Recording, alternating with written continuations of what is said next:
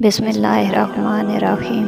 ایک چونٹی کو ایک مرتبہ مری ہوئی ٹڈی کا ایک چھوٹا سا ٹکڑا ملا۔ اس نے اسے اٹھانے کی کوشش کی لیکن وہ اپنی کوشش میں ناکام رہی۔ چنانچہ اس نے وہ ٹکڑا وہیں چھوڑا اور چلی گئی۔ تھوڑی دیر کے بعد اس کے ساتھ کچھ اور چونٹیاں بھی آ گئیں تاکہ وہ سب مل کر اس ٹکڑے کو اٹھائیں اور لے جائیں۔ ایک آدمی یہ منظر دیکھ رہا تھا۔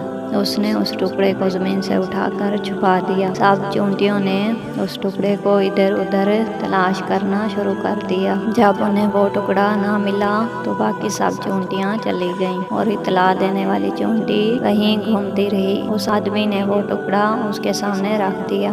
اس نے ٹکڑے کو پھر اٹھانے کی کوشش کی لیکن اس کی یہ کوشش بھی بے سود رہی۔ چنانچہ وہ پھر گئی اور ان چونٹیوں کو بلا کر لے آئی۔ اس آدمی نے کئی بار ایسا کیا۔ بالآخر ان چونٹیوں نے تنگ آ کر اس چونٹی کو گھیرے میں لے لیا اور اس کے جسم کا ایک ایک عضو الگ کر دیا۔ اس آدمی نے یہ واقعہ جب اپنے استاد کو سنایا تو انہوں نے حقیقت سے پردہ اٹھاتے ہوئے کہا، دوسری چونٹیوں نے اس چونٹی کو اس لیے قتل کیا کہ اللہ تعالیٰ نے ان کی فطرت میں یہ بات ڈال دی ہے کہ جھوٹ بری چیز ہے اور جھوٹے کو سزا ملنی چاہیے۔ اگرچہ اس ٹکڑے کے نہ ملنے میں اس کا اپنا کوئی قصور نہیں تھا لیکن چونکہ وہ چونٹی ان کے نزدیک جھوٹی ثابت ہو چکی تھی اس لیے انہوں نے مل کر اسے جان سے ہی مار ڈالا۔ جھوٹ اس قدر ناپسندیدہ چیز ہے کہ انسان کے علاوہ دیگر مخلوقات بھی اس سے نفرت کرتی ہے۔